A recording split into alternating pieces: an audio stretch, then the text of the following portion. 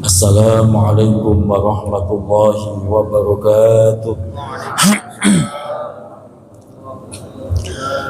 Bismillahirrahmanirrahim.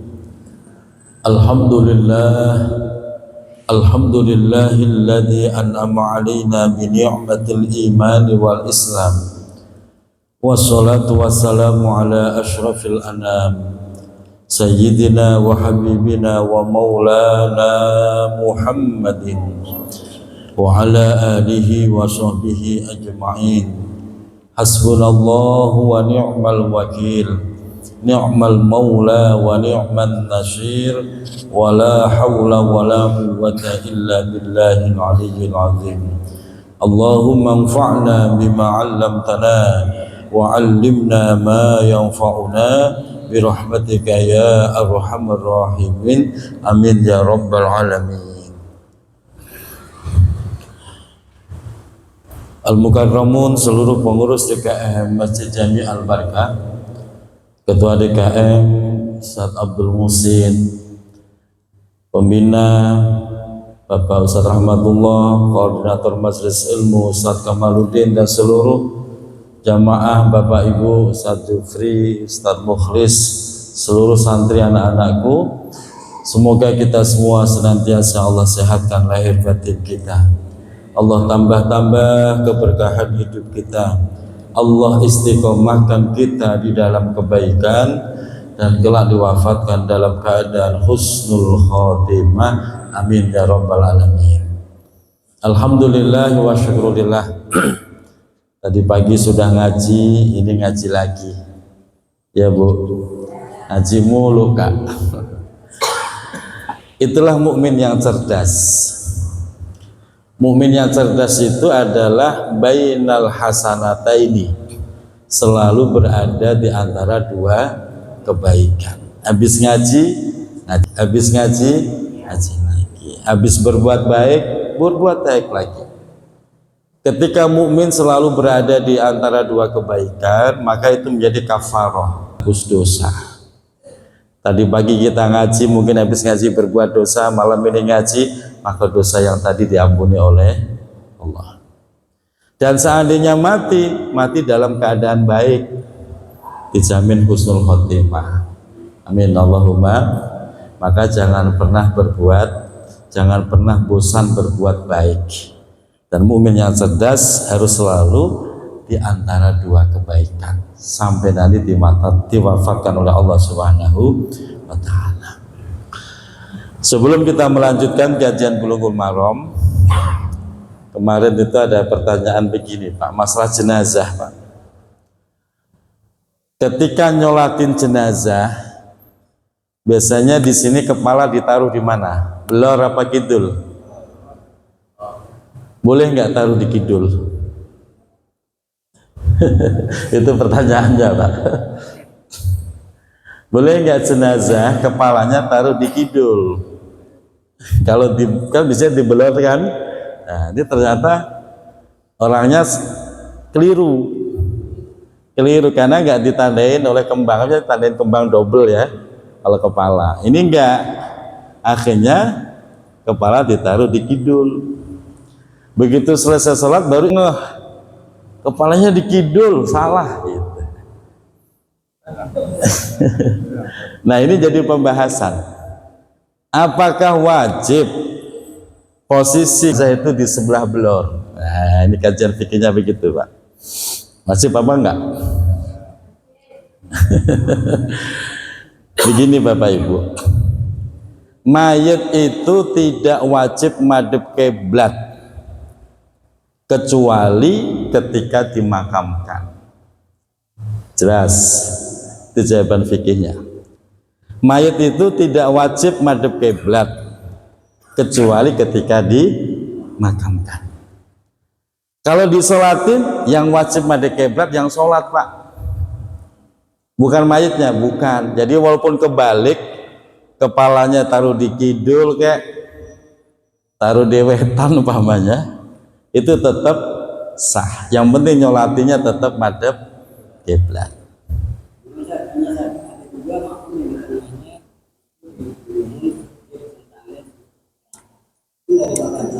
ngadep kiblat. Ditelentangin. Oh.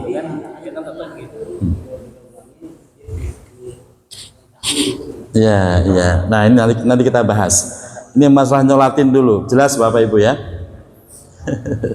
Jadi kalau ada kasus begitu udah nggak usah rame, nggak usah berantem, nggak usah berantem. Wah ini harus diulang lagi, nggak usah diulang, udah sah itu, udah sah. Bahkan ada pertanyaan lagi yang muncul Pak, apakah ketika nyolatin jenazah itu wajib di depan apa enggak? Coba itu. Biasanya ditaruh di depan nggak? Apakah itu wajib? Nggak pernah kebayangkan pada pertanyaan begitu. Iya susah, jadi kiai itu susah Pak. Tahu-tahu dapat pertanyaan begitu coba. Begini Bapak Ibu, mayit itu tidak wajib ditaruh di depan.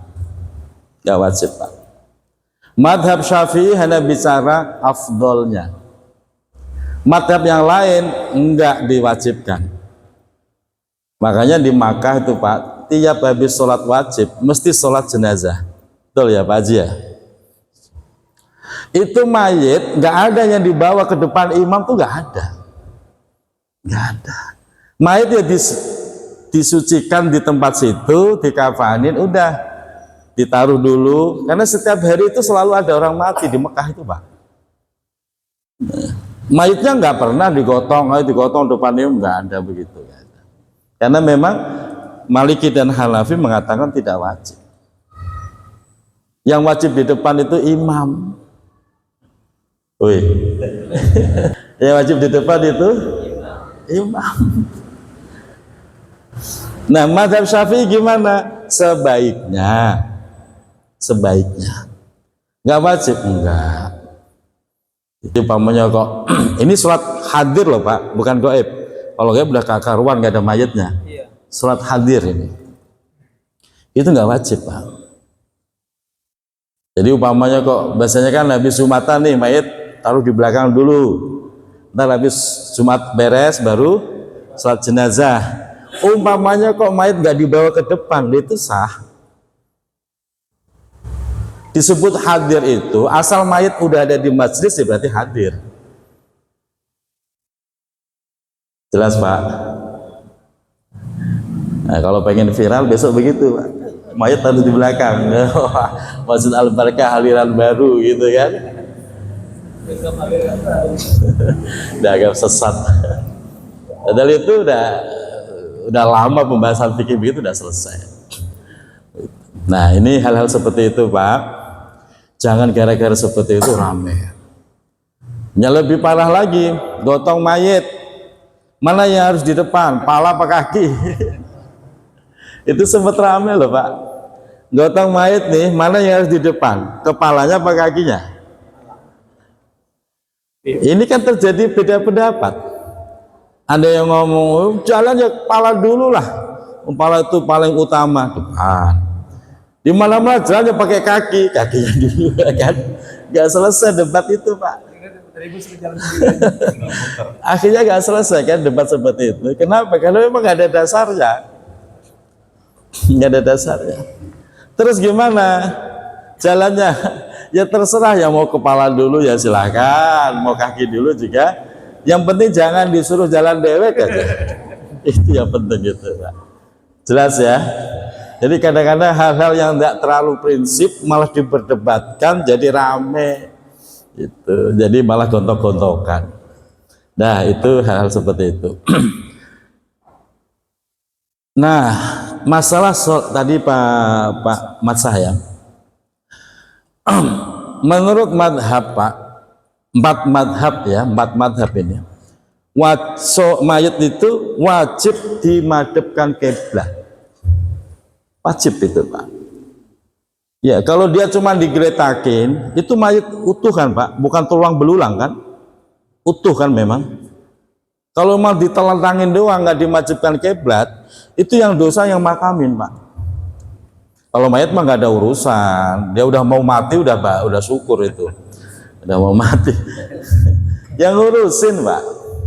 Makanya nih mohon maaf kemarin kita kritik tuh para amil tuh, yang bertanggung jawab dari mandiin, ngafanin, nyolatin sampai nguburin, itu yang tanggung jawab harusnya amil atau ustadz setempat. Ini enggak kan, kadang-kadang tuh amilnya waktu di makam, amilnya tuh di belakang rokok dulu. Nah, gila udah selesai baru dia maju nalkin, ya, gitu. Itu nggak boleh, wajib madhab kiblat. Bahkan dalam madhab Syafi'i, sebagian kelompok ulama madhab Syafi'i itu mewajibkan menempelkan pipi kanannya. Dia miring terus dipastikan dia nempel, gitu Pak. Ini kan nggak madhab kiblat sama sekali kan, telentang kan. Nah itu menurut madhab Syafi'i nggak sah. Bahkan madhab manapun itu mengatakan dosa, harus wajib madhab kiblat. Kalau masalah nempelin pipi ini Syafi'i lebih ketat. Kecuali jenazah-jenazah yang lain, jenazah ya COVID pun kalau ditaruh di kotak peti, Pak, harusnya posisinya udah dimiringin. Harusnya kalau dia paham fikih nih, Pak, kan gak dibuka-buka lagi tuh. Ketika ditaruh posisinya udah dimiringin, diganjel. Kalau di kuburan kan diganjel gumpalan tanah biar nggak balik.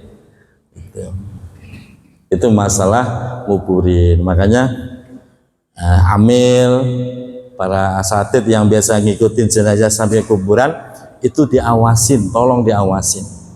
Jangan diserahkan kepada penggali kubur tok, jangan. Karena penggali kubur kadang-kadang yang nggak paham urusan begini, Pak. Dia taunya gali udah gitu kan. Nah, masalah hukum-hukum seperti ini itu tanggung jawab kita kawal. Tuh. Baik, itu ya. Terus masalah sholat gaib gimana? Nah ini juga sebenarnya dapat jadi pertanyaan, Pak.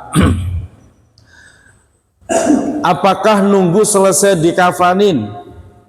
Begini, Pak. Kalau sholat jenazah gaib itu nggak usah pakai nunggu dikafanin. Bapak dengar kabar si A meninggal dunia, mari sahakwe. Ya. Bapak sedih, langsung sholat gaib, sah. Bapak nggak usah pakai nelpon keluarga sana, udah dimandiin, kafanin belum? Emang Bapak punya nomor teleponnya? Itu sah. Kalau gaib nggak usah nunggu dikafanin. Oke, jelas ya. Kalau sholat hadir bagaimana? Mayitnya ada. Itu yang penting sudah dimandiin, udah boleh disolatin. Walaupun belum dikafanin nih. Ini umpamanya mayat meninggal, sudah dimandiin, cuman belum dikafanin. Bapak buru-buru mau berangkat luar kota, nyolatin duluan boleh, asal mayat sudah dimandikan, walaupun belum dikafanin. Jelas, Pak? Cuman afdolnya, bagusnya nunggu selesai dikafan, itu afdol. Itu. Nah, umpamanya Bapak buru-buru karena mau berangkat lagi kan, nunggu dikafanin lama, nyolatin dulu boleh. Lah nyolatinnya kan di rumah, masih di rumah, ya nggak apa-apa. Yang penting Bapak nyolatin bisa madhab kiblat. Adapun mayatnya madhab kemana kek, itu sah. Maka tadi saya bilang mayat itu tidak wajib madhab kiblat kecuali nanti masuk kuburan. Jelas, Pak ya? Nah itu. Nah, ini urusan mayat. Kemarin di Blak Pinang, wah itu pembahasan itu seru, Pak, ternyata. Pertanyaan-pertanyaan yang nggak terpikir. Saya pikir udah beres di masyarakat, ternyata jadi polemik gitu. Nah, ini harus jawaban fikih.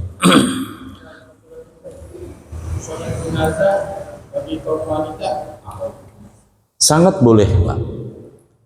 Sangat boleh. Maksudnya hadir apa enggak, Pak? Oh, kalau hadir tetap ada disunahkan. Yang penting kan gini, Pak, catatannya terbebas dari fitnah. Catatannya itu Kira-kira kalau dia ikut nyolatin ada fitnah apa tidak? Kalau memang aman, ya nggak apa-apa ikut nyolatin, daripada cuma datang doang selfie begitu. Silahkan ikut nyolatin. Mestinya pembahasan itu biasanya itu diarahkan, yaitu perempuan yang ditinggal mati suaminya ikut nyolatin nggak biasanya para istri itu? Alasannya apa?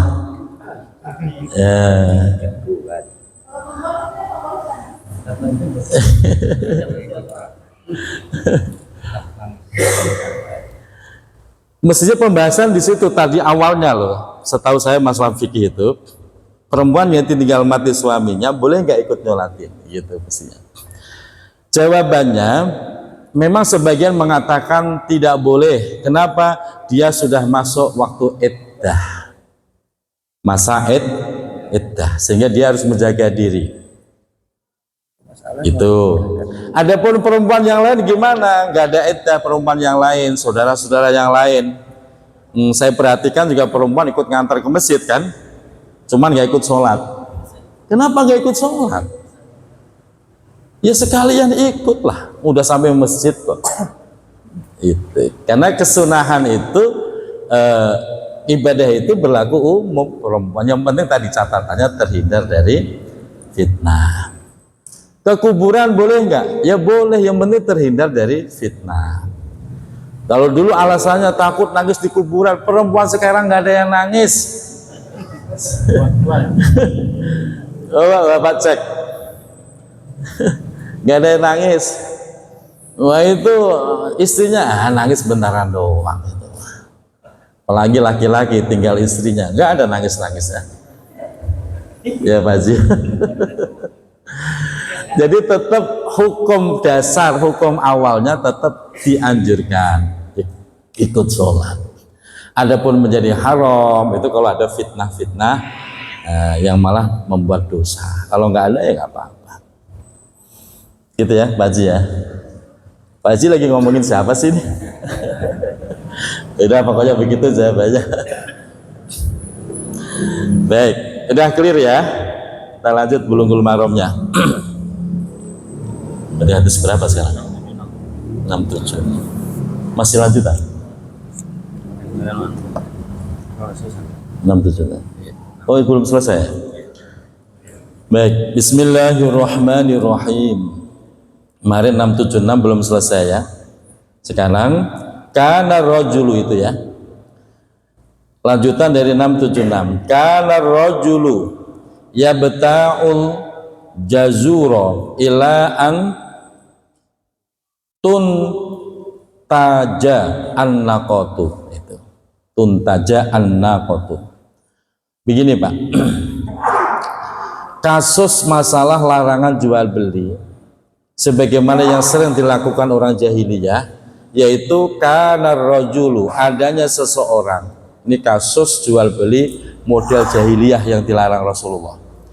Adanya seseorang yabta'ul jazura, yabta'ul jazura, yang memperjualbelikan atau membeli jazura. Jazura itu salah satu sebutan untuk onta, mau laki mau perempuan, memperjualbelikan onta ila antun tajan naqatu, ila antun taja, hingga onta itu bunting. Bunting apa hamil Pak? Bunting ya, bunting. An-naqatu yaitu nakoh. Nakoh itu anak onta. Jadi membeli onta yang bunting, summatun taja, kemudian onta yang anak yang dikandung tadi itu lahir dan bunting gitu loh Pak. Summatun taja, kemudian bunting, allati yaitu onta fi batniha, yang berada di perutnya tadi. Jadi begini Pak, ini ada onta bunting, dia beli tuh, cara belinya saya bayar sampai nanti yang di dalam kandungan bunting lagi. Berarti apa itu Pak? Ijon, kalau bahasa kita jual beli, kalau buah itu namanya ijon. Gitu, Pak, ya. Ijon paham ya? Ya, beli pentil, masih pentil itu beli. Nah jual beli begitu nggak boleh. Kenapa? Pasti merugikan yang punya onta. Jadi ini onta bunting saya bayar nih 10 juta. Sampai kapan? Sampai ini anak lahir dan dia bunting lagi. Wah, berarti kan serakah tuh yang beli, Pak. Dan itu nggak boleh. Tapi itu sering kejadian pada zaman jahiliyah. Termasuk ini kalau dikiaskan adalah beli buah-buahan ijon-ijon. Ini pahamnya mangga, masih pentil, baru bunga atau masih pentil, udah dibeli. Ini saya beli 10 juta, 2 kali panen ya. Oh, ada yang model begitu loh Pak, 2 kali panen. Ini faktor gurur Pak. Pedagang atau pembeli ya bisa untung bisa rugi karena nggak tahu kan hasil nanti seperti apa. Atau seandainya dia buahnya banyak, 2 kali panen kan banyak nanti, pasti yang pedagang merasa dirugikan. Yang punya buah loh, yang punya pohon pasti merasa dirugikan. Yang pembeli ya untung, 2 kali panen buahnya banyak-banyak. Makanya transaksi membeli sesuatu yang masih ijon seperti itu nggak boleh. Dan itu biasa dilakukan oleh para tengkulak. Betul? Kadang yang sering itu kalau di kampung-kampung Pak, itu tengkulak padi, tanaman padi Pak. Padi itu yang sering itu. Padi masih hijau malah, masih hijau baru bunga. Itu udah bahasanya ditebas. Ya udah, nih 1 hektar saya bayar sekian. Nah, itu biasa terjadi. Petaninya yang memang butuh duit sesegera mungkin sehingga dia rela menjual ijonnya itu. Pedagangnya udah punya kalkulasi Pak, sekian. Itu pasti ada unsur kecewa, itu pasti ada. Ketika panennya bagus, pasti yang punya padi kecewa, ya gua jual murah. Ketika panennya jelek, pembelinya pasti kecewa, ya salah kalkulasi saya. Itu nggak boleh, ada unsur gurur. Jadi kalau mau jual beli yang jelas, ini barangnya, ini kualitasnya berapa, transaksi deal, ada duit, ada barang, selesai. Nah, itu harusnya begitu Pak. Itu aman, bebas dari unsur gurur. Nah ini kaitannya ke situ nanti. Baik, muttafaqun alaih. Hadis ini disepakati oleh seluruh ulama hadis. Wal lafdu, adapun lafadznya, redaksinya lil Bukhari, ini menurut Imam Bukhari. Hadis berikutnya. Wa ani bani Umar. Hadis ini datangnya dari sahabat Ibnu Umar radhiyallahu anhuma, semoga Allah meridhai keduanya, yaitu Abdullah dan Umar bin Khattab. Begini Pak, anna Rasulullah, sesungguhnya Rasulullah sallallahu alaihi wasallam, naha, telah melarang. Melarang apa? An bai'il wala, itu memperjualbelikan harta wala. Kemarin sudah kita bahas, apa itu harta wala? Hartanya budak yang sudah merdeka, itu namanya harta wala Pak. Harta budak yang sudah merdeka, itu harta wala. Harusnya harta wala itu milik orang yang memerdekakan. Kemarin begitu pembahasannya. Nah ini bukannya diserahkan kepada pemilik yang memerdekakan, malah dijual, nggak boleh.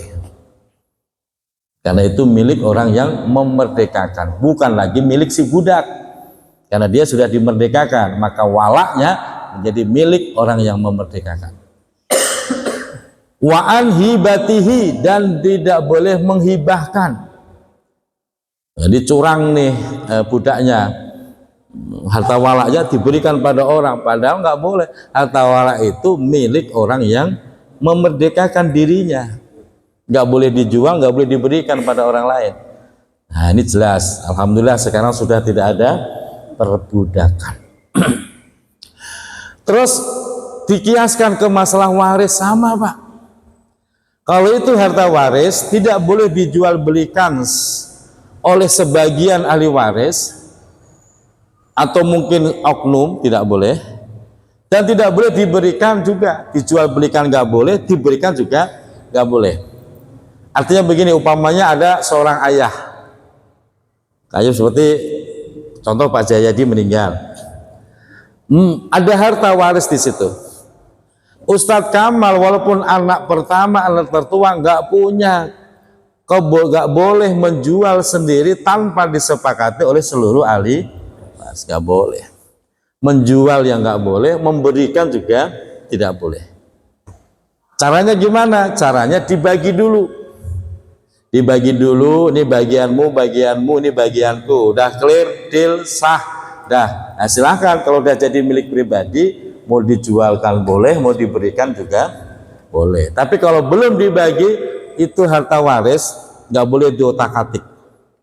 Harus dibagi dulu. Jelas Bapak Ibu?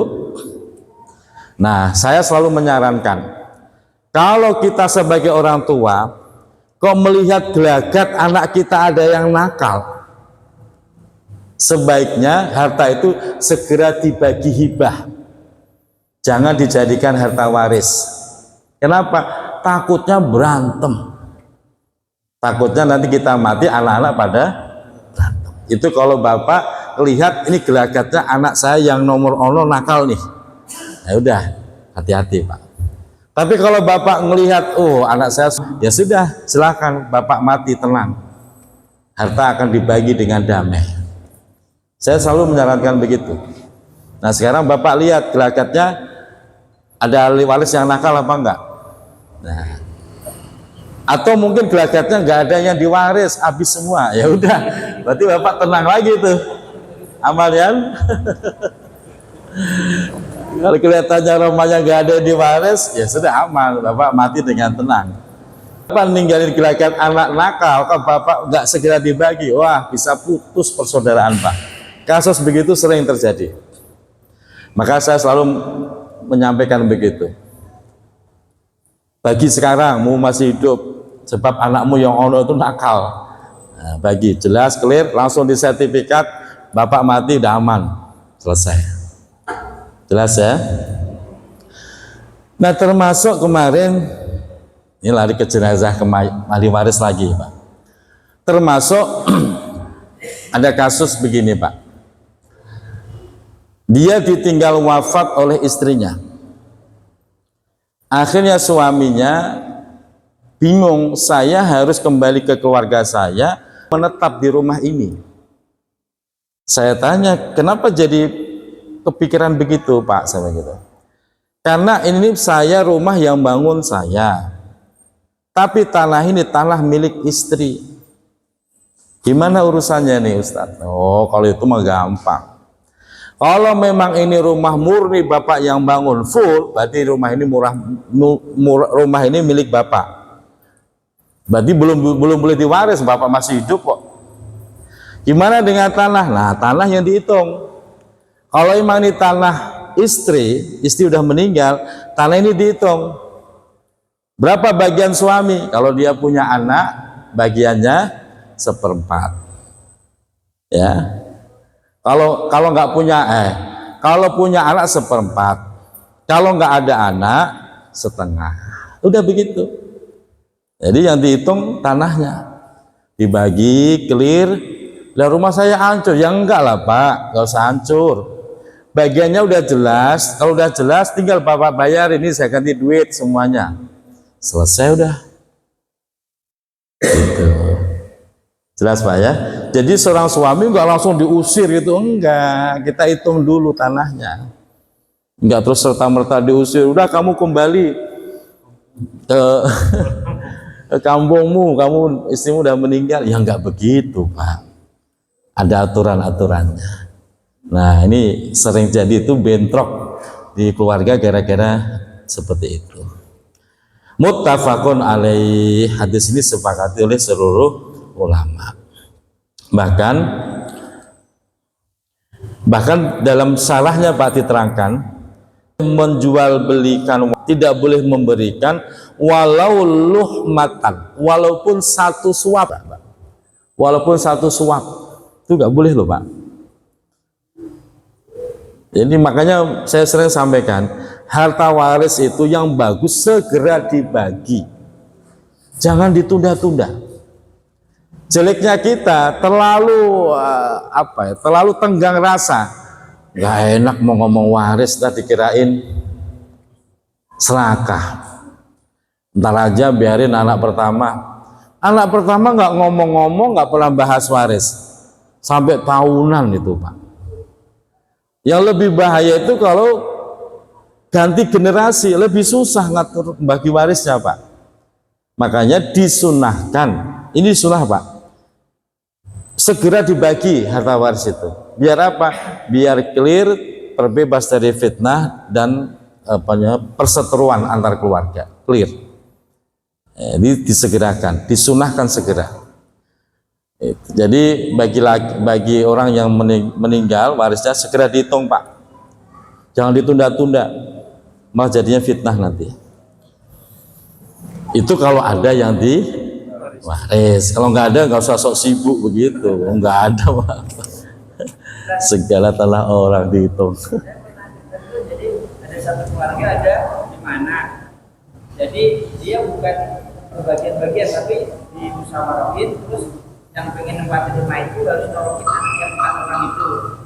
Nah, seandainya persetujuan 10 juta, satu anak kasih 10. Berarti dibagi secara kekeluargaan, boleh. Dibagi secara kekeluargaan itu boleh dan sah Pak. Cuman, nah ini ada cumannya Pak. Ada ulama sebagian besar malah Pak justru mengatakan masih kena hukum dosa. Kena hukum dosanya apa? Berarti dia tidak menjalankan hukum faraid yang ditetapkan Allah. Kalau saya sering ngajarnya begini, dibagi dulu secara faraid biar jelas, anak laki sekian, perempuan sekian, ya, orang tua sekian, jelas tuh, clear. Suami dapat sekian, clear. Kalau sudah clear, sekarang duduk lagi deh, silahkan musyawarahkan secara kekeluargaan. Saya nyarinya begitu. Jadi hukum Allah sudah jalan, sudah clear. Habis itu duduk kembali. Sekarang musyawarah secara kekeluargaan. Mungkin yang gede-gede, kasihan adik paling bontot anak perempuan, selama ini yang kerawatin orang tua itu dia, nyebokin dia, nyuapin dia. Ya udah gini aja, bagian kita ini kebanyakan. Kita keluarin deh 10 juta saweran, kumpulin serahkan ke adik yang paling bontot. Sehingga adiknya juga merasa puas, merasa adil, sehingga clear, kekeluargaan tetap terjaga. Saran saya begitu. Tapi kalau dibicara sah, ya sah. Karena memang ada ulama mengatakan itu sudah dianggap cukup. Tapi yang ulama paling hati-hati, yaitu tadi, bagi faraid dulu, habis itu bagi secara kekeluargaan. Beda dengan hibah, gitu Mas Faisal. Kalau hibah, orang tua masih hidup, itu terserah orang tua. Gak ada aturan anak laki dapat sekian, perempuan sekian, gak ada. Kalau hibah bebas, tergantung orang tua. Bahkan seandainya dikasihkan ke saya semua, itu sah. Anaknya gak dibagi umpamanya, itu sah Pak. Saking bebasnya, kan itu harta mutlak milik orang. Itu terserah, mau dijual semua boleh, disedekahkan ke pondok semua boleh, ke masjid semua juga. Anak nggak boleh protes. Secara fikih begitu. Cuman anak sekarang pasti protes. Orang tua macam apaan ya, gitu kan. Secara fikih mah sah-sah aja. Itu kalau hibah bebas. Gitu ya Mas Faisal. Tapi sah itu. Di Demak apa di sini? Oh di Demak. Sudah ada kiainya sendiri Demak. Sekarang hadis berikutnya. Nah ini Pak. Wa an Abi Hurairah. Hadis ini datangnya dari Abu Hurairah radhiyallahu anhu, semoga Allah selalu meridainya. Qala, beliau meriwayatkan begini. Naha, telah melarang, yaitu Rasulullah Nabi Muhammad Shallallahu Alaihi Wasallam melarang apa? An bai'il hasati, dari praktek jual beli lempar batu. Hasoh di sini batu, dalam tafsirnya syarahnya dijelaskan adalah romyul hasoh, dengan cara melempar batu. Jual beli tapi dengan cara melempar batu. Seperti apa itu namanya? Kan ada itu Pak,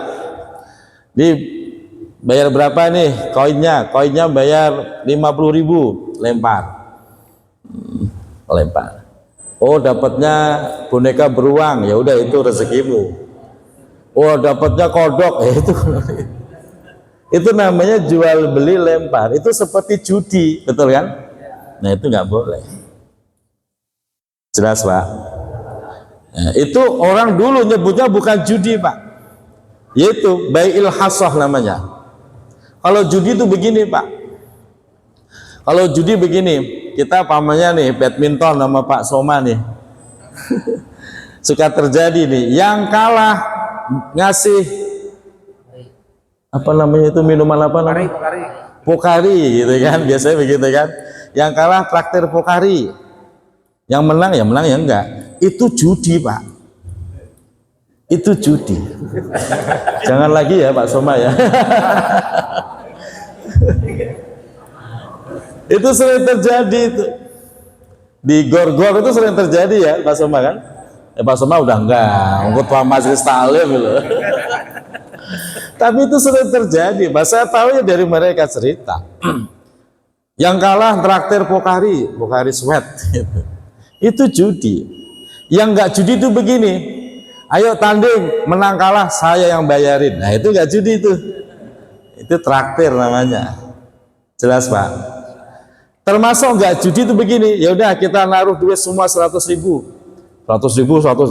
kumpul 400.000. Ayo tanding, menang kalah makan bareng. Nah, itu enggak judi, saweran. Jelas Pak ya? Biar tahu bedanya judi dengan bai'il hasoh.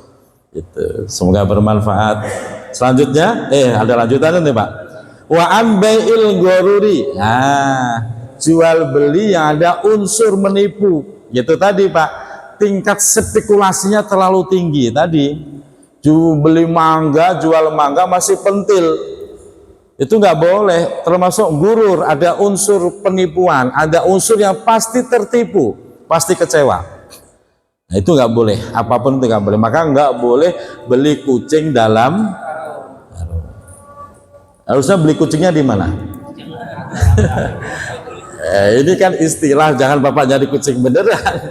Bapak harus tahu kucingnya warna apa, bulunya apa, jenis kelaminnya harus jelas, semua clear. Ada barang, ada duit. Nah gitu, itu halal. Kita kan nyari berkah. Gimana? Kalau sistem kontrak kan ada sama pemilik lahan nih, adanya saya selama 2 tahun hasil panen ini saya kontrak segini kayak begitu Ustaz. Kalau itu sah, sistem kontrak lahan malah sah itu.